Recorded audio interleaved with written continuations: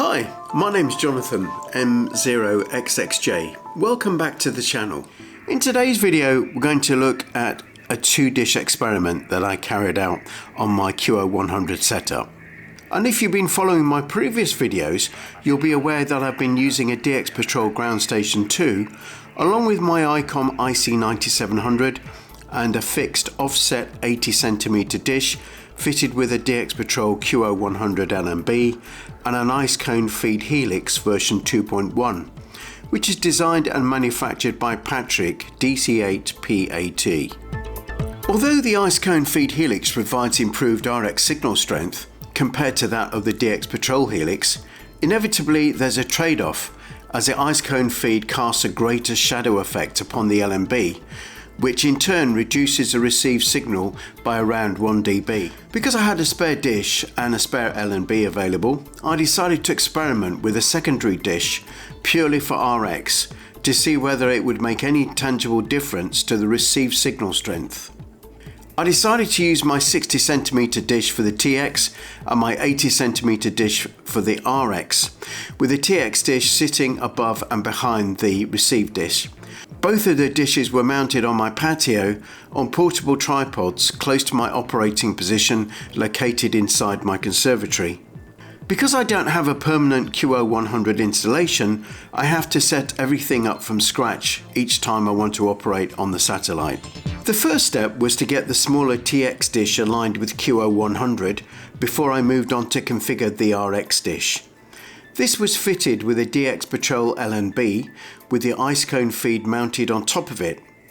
I connected the LNB via a 75 ohm feeder cable and a short length of Messiaen Polini Ultraflex 13 from the ice cone feed helix to my Ground Station 2, which in turn was connected to my ICOM 9700, which was tuned so I could hear the lower CW beacon on the downlink.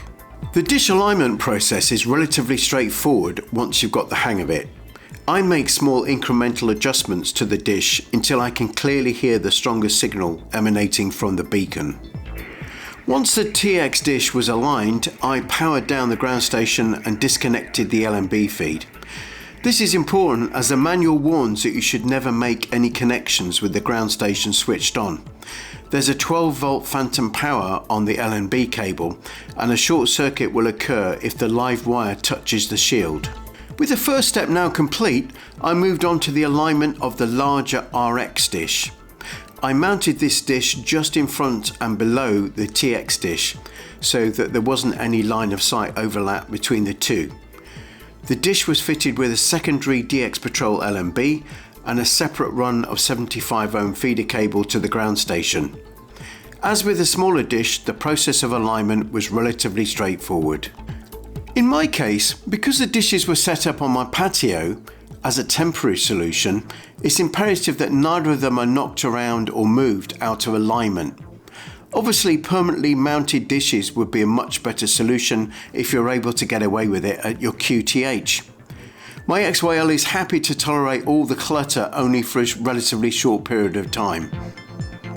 Overall, when compared to operation using a single dish, the improvement in the received signal strength was apparent at around plus 2 dB.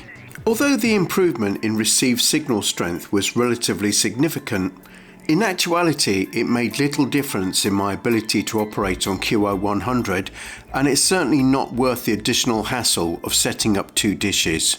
There are, of course, other ways of approaching this. The use of a twin LNB holder mounted on the dish arm would be one. The other could be to use a computer or mobile device to listen via the online SDR, such as Goonhilly Earth Station in Cornwall.